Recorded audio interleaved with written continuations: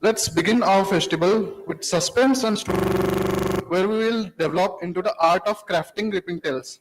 Joining our esteemed speaker, Novlin Chakraborty, a well-known Indian author and screenwriter recognized for his gripping thrillers and dark romance, including the Stranger Trilogy and Black Suits.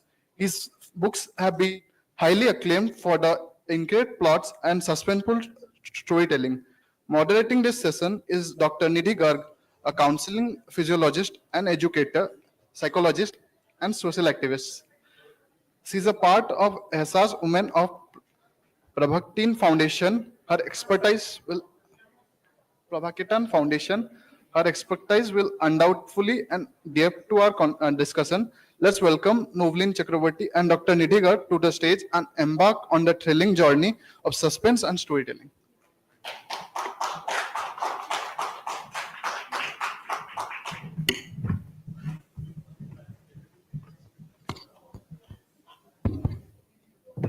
So I'm Dr. Nidhi Garg and a psychologist, not a physiologist.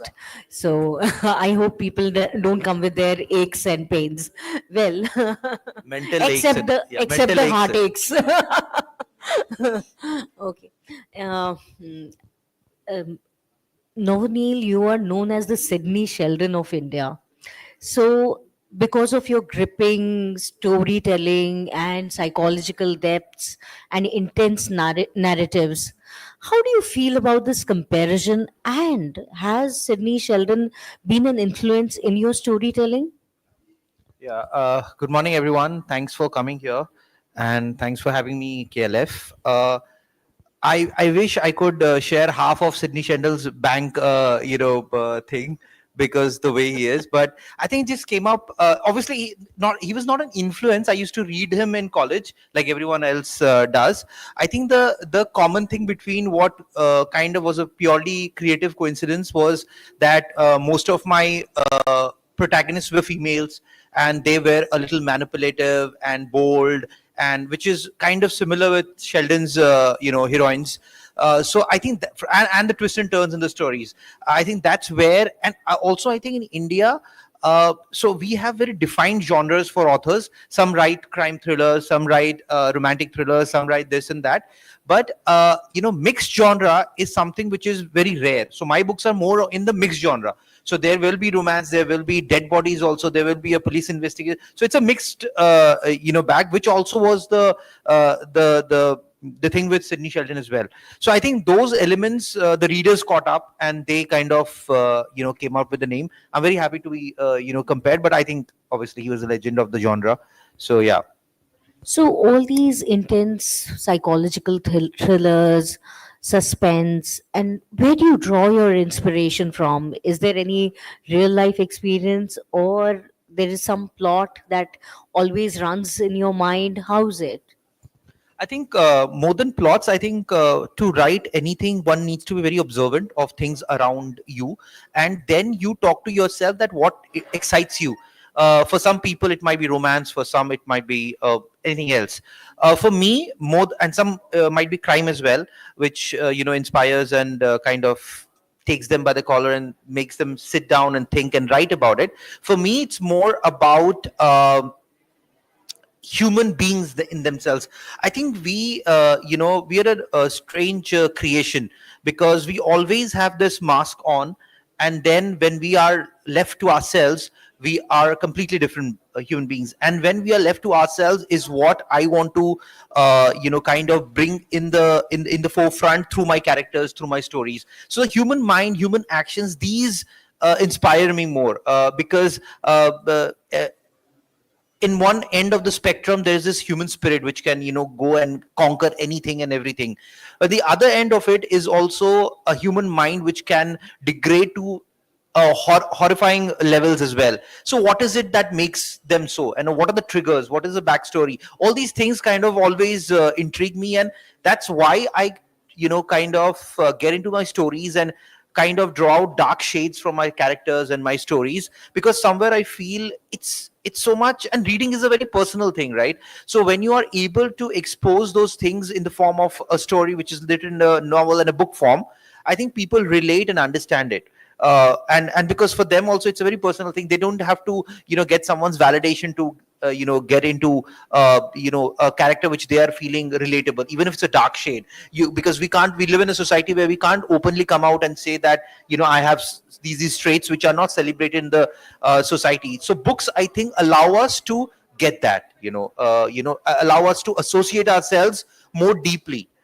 That's why I feel whenever a movie or a whatever series is based out of book, you must have seen that a lot of people support the book was better. So it's not about what is better and what is not better, but the point is that a book makes you go a little bit deeper because it's your thing and you are going into it using your own lens and sentiments, whereas an adaptation, it's someone else's vision that you have to get into. So I feel and that's what excites me as a storyteller, like the human mind, the choices we make, the circumstances and the situations which make us push us to commit those choices. So those things excite me a lot. So, do you think the readers now relate more to morally or, the gray characters more than a perfect protagonist? Yeah, I feel so because earlier there was a time when people used to read romance to relate or to get into a world which is fantastical, because they used to because Mr. Right or Miss Right was not there around anyone, so they wanted to find it in the books. But now I feel that it's more of a personal quest of relating to the character, and we relate to characters who are flawed. And I'm saying flawed because so who are we to judge who is good or bad? We can just say that we are flawed. Everyone has their own weakness and strengths. So as a reader, when I'm reading a book, I'm getting into a story, I'm also kind of subliminally connecting to a character because I could see something of me there, or something of me getting validated through the character which otherwise wouldn't have been validated. It might be my anger issues. For example, if I have an anger issue and I read a book with a protagonist who has an anger issue, and he is the protagonist, or she is the protagonist, somewhere I feel validated that some people in some world is also kind of getting that normalcy that they should get. So I feel it's also about getting validated a lot, and hence I feel people are getting more drawn towards morally ambiguous characters which are kind of taking certain decisions which maybe in our mind we take it, but in life we cannot because of a lot of constraints. So in books, when we see them taking those steps, so our mind tells us that, hey, I could have also taken that step, but I didn't because of society. But at least in the book, someone is taking it, so it becomes even more relatable, and kind of we become a part of that character's journey as well. Yeah. So, would you be interested in writing an interactive fiction where your readers decide the direction of the story? I think I find it very fascinating. So there's this category of stories where the readers decide basically what would be the ending, what will not be the ending. But because I'm a purist and I became a novelist because I wanted to tell my stories. So I will be a little selfish and I'll give them my story only. So if you have to figure out, if you write your own story and figure out the endings, I will not do it for you because it's my story. And because I'm a little that way purist, that it's my story, things have to happen the way I feel it should happen. There's no, again, right or wrong way things will happen.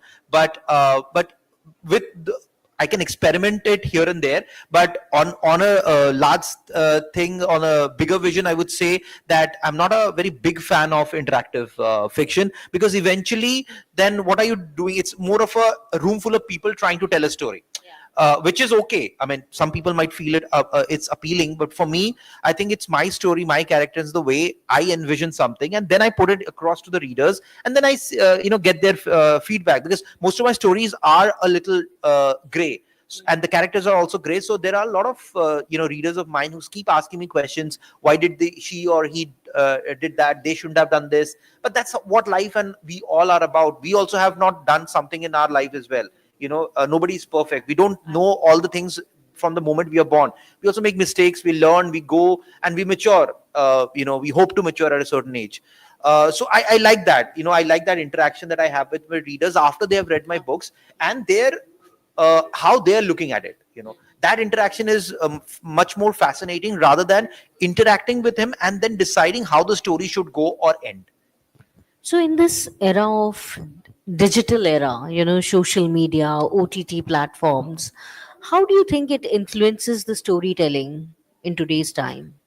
I think one big villain in all our lives, creative people's life, is something called the reel, the 2 second, 3 second reels.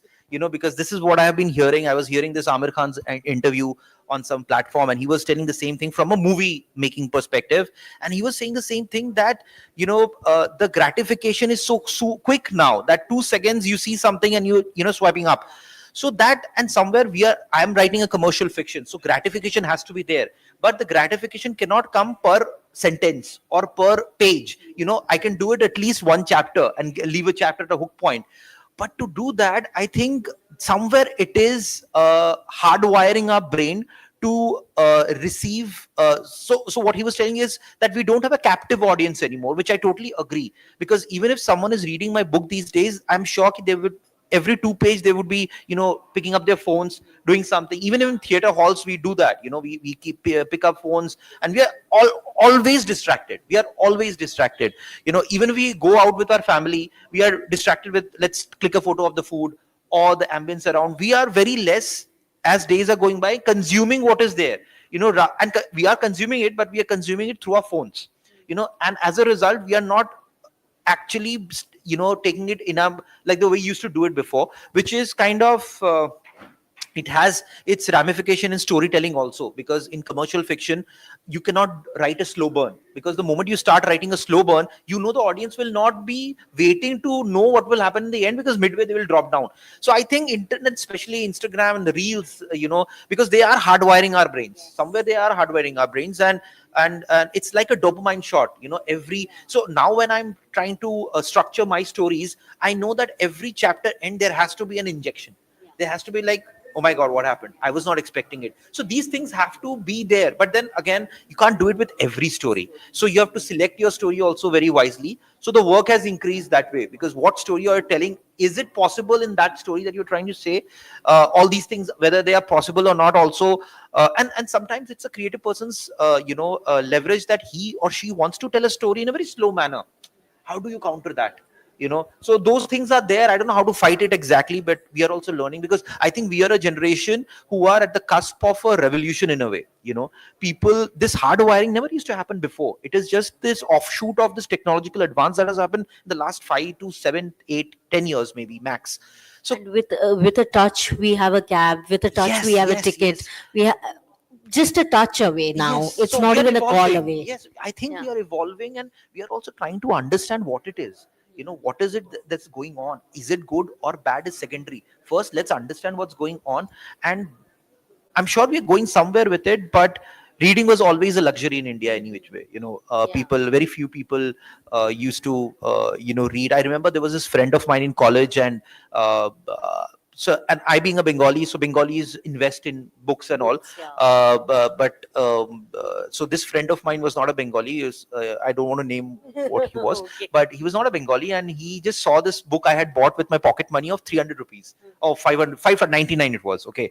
And it was a book I wanted to read and all. So he just picked up the book and said, ये तूने 600 रुपए का book खरीद लिया तो T shirt खरीद लेता यार. And I was like, but I don't want a t-shirt. The gratification that you're getting from a t-shirt, I'm getting from a book. So and it's not just बनिया तो him. नहीं था ना? Huh? बनिया तो नहीं था. बनिया था in a way. But the thing is कि, see, and it's not just him, and he was just a consequence of something which is wrong, in the system. That we should, I think, for kids also, we should promote art, and not, it's not just reading, because I think art also somewhere dilutes the toxicity that you're growing up with or going into. We all, so most of our toxicity that we have as adults is somewhere which we gain from our childhood only. We see things at home, outside, and it's our internalization of those things. But if your exposure to art is there, I feel that you will grow up to be a much more in control person of your own emotions, because you will be more aware. Simply as that. If you're not aware of your own emotions, that's where the confusion sets in what's happening, what's not happening. And I'm sure as a psychologist you will know it better than most of us. But yeah, I mean, so there are ramifications of the kind of world that we are living in. I saw this amazing show on Netflix called Adolescence, which is creating waves right now, because of just the topic that they've chosen, that kids are growing in a world with the phones in hand. and they think whatever they're watching online is real, and the real world is just a offshoot of it. And it puts up a very important question, and I think everyone should watch it, kids and adults. But so this is also a ramification of it, and it will come to the books as well. But even I'm figuring out as I go about seeing the reaction. But it's not, let me tell you this, it's not the same from the time that I began writing. It has changed. Technology has had an impact. I've seen people with YouTube channels telling that I can tell you what has happened in this book in 2 minutes. Yeah. So you don't have to buy the book. Buy the book. But You don't have to why read. would you want that? Why would you want someone to narrate your book to you when it is there to be Yeah. bought and read? Yeah. Why would you do that? It's like me standing outside a cinema hall saying, "Don't go inside. I'll tell you what's going to happen. Don't go inside and give me $50 for it."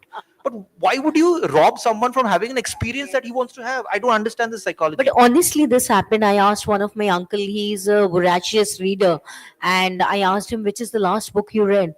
He said, I've stopped reading books because now in YouTube, you just get to know about the Yeah. book.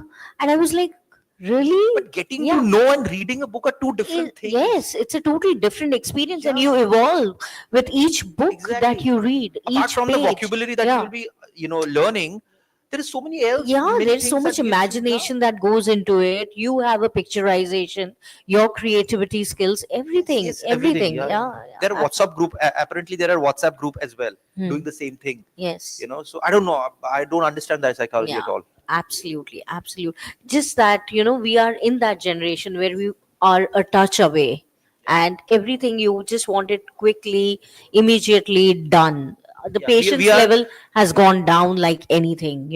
correct. So, And we are like a touch away, but sadly out of touch with yes, everything else, absolutely, which is absolutely. the Very irony rightly said. of our Very times. rightly said. Very right. Irony of our Yeah. times. Correct. We have all these Facebook friends, Instagram friends, but how many friends Nobody can to you? call to if you are feeling Yeah, low. There's yeah. nobody to call. And you think 10 times before giving a call also. Okay?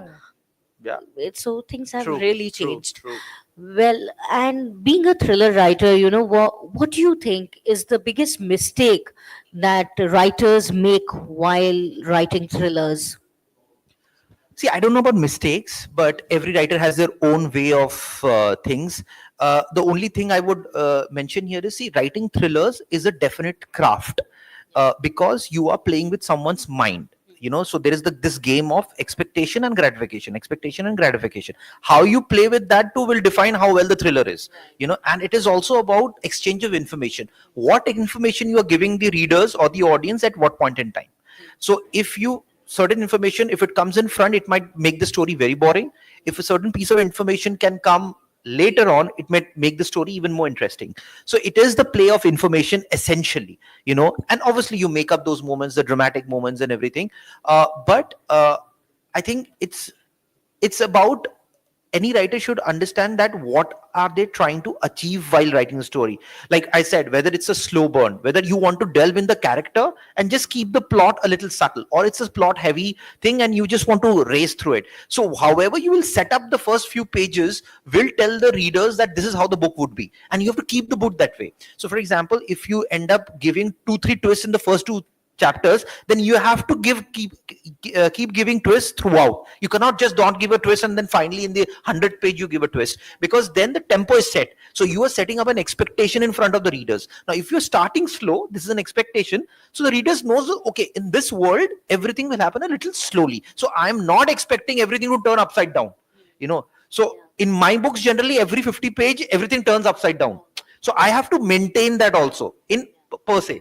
So that's what I would say. But rest, I think, more than mistakes, it's always a learning that you do. And because we are writing for the public, they keep telling us what to expect, and what are their reaction to what. Sometimes you write thinking something, the readers have grasped something else only altogether. So that is also a learning thing. How did that happen? How did this loss in translation happen? Or sometimes you didn't write something thinking anything profound, but the readers thought this is very profound. That also happens. So, with such a young crowd here, what suggestion would you have for the budding writers? How to deal with the self doubt. The first book, how to write. There's so much self doubt. So, how and what would you suggest? Firstly, if anybody wants to become a writer, that's a great thing. if anybody wants to become a full-time writer, please don't become a full-time writer. It's very stressful. It's very stressful. I'm a full-time writer, and I've not never done anything else in my life. I've just told stories, you know. But why I'm saying it's stressful, because the world is evolving, and unfortunately in India, writing as a craft, as an art form, doesn't, I feel personally, that doesn't get the respect that it commands, or it should get. They should be respected more, given more price and everything. But having said that, I think people who have this thing in him, that itch in them to tell something, be it through stories or music or art or whatever, they will not stop at anything, any which way, because if the itch is there inside you, it has to be addressed.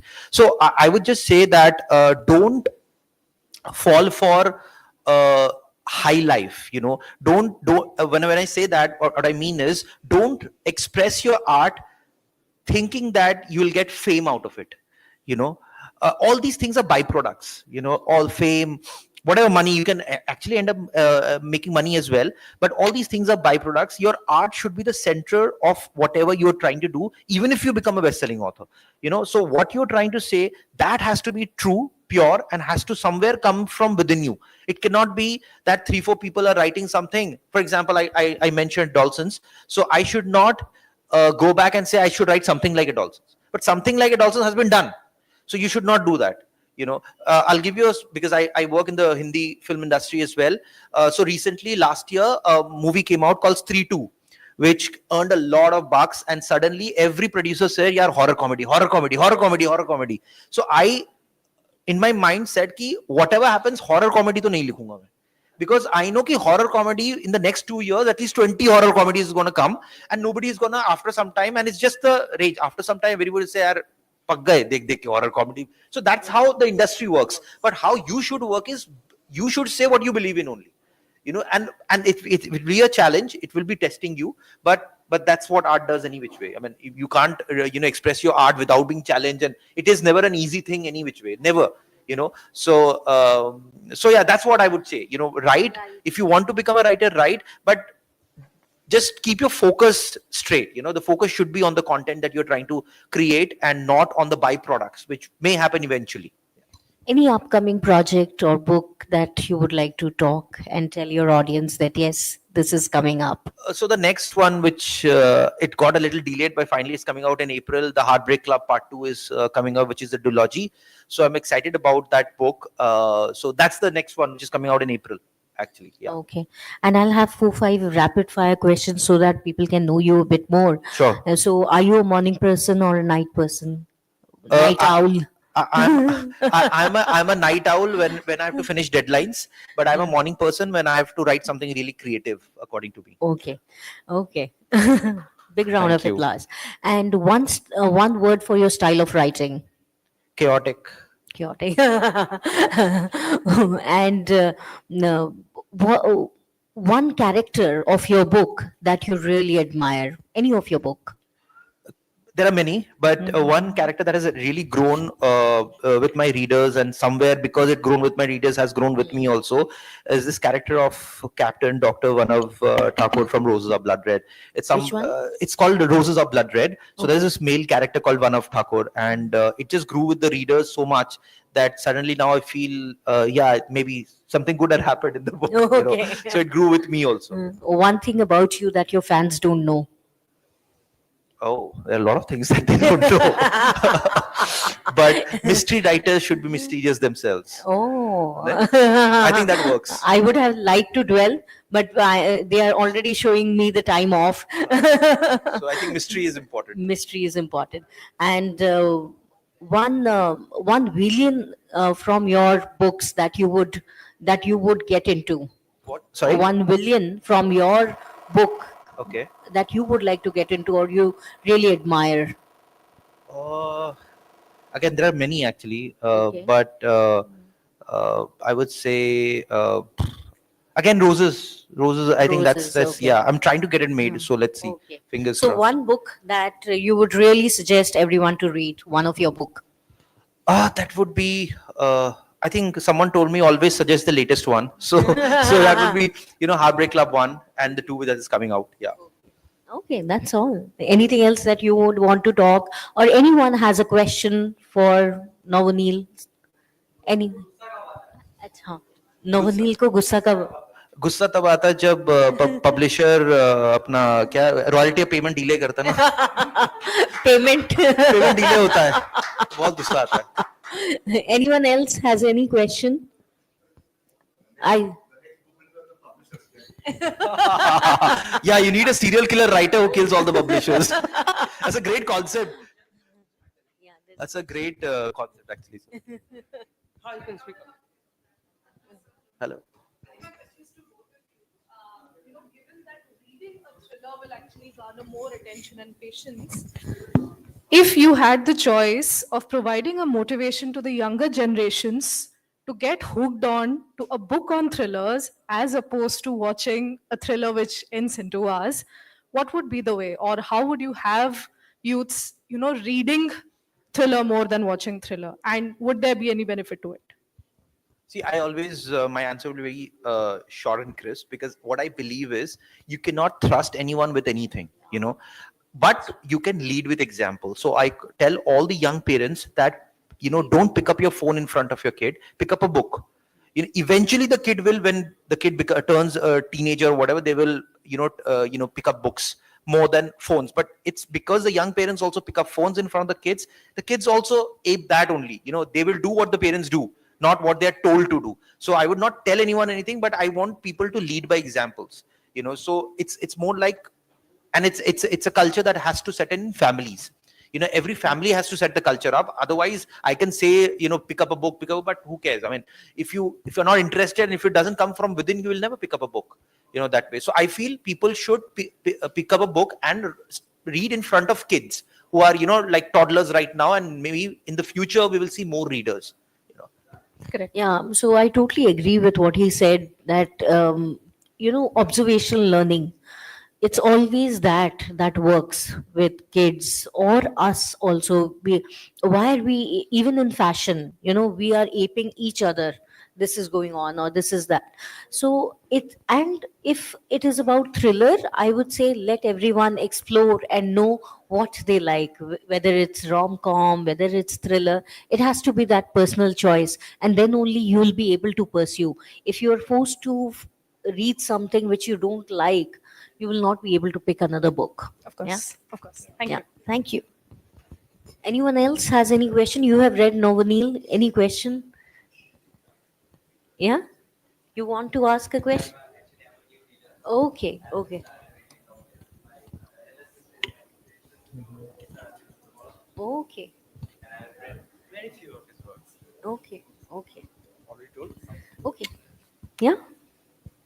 Okay, thank you so much. Thank you for giving us this time Thank you so and much. listening to us. Thank you, Kalinga Literature Festival. Thank you, everyone. Thanks. And that's all the time we have for today's sessions on suspense and storytelling. Thank you, Navneil Chakrabarti and Dr. Nidhi Garg, for a thrilling discussion.